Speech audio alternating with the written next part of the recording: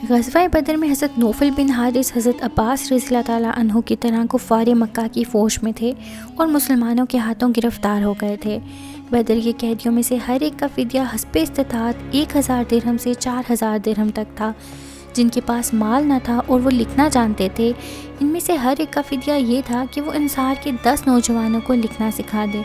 चुनाचे हज़रत ज़ैद बिन साबित रज़ियल्लाहु ताला अन्हु ने इसी तरह लिखना सीखा था।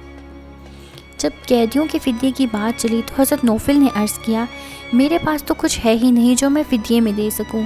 इस पर रसूलुल्लाह सल्लल्लाहु अलैहि वसल्लम ने फरमाया, वो नेज़े कहाँ हैं जो तुमने जद्दा में रखे हुए हैं, इनको फ़िदिये में दे दो।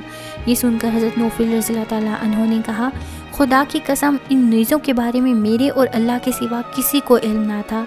यकीनन ये बात आप सल्लल्लाहु अलैहि वसल्लम को अल्लाह के सिवा किसी ने नहीं बताई। मैं गवाही देता हूँ कि आप अल्लाह के रसूल हैं।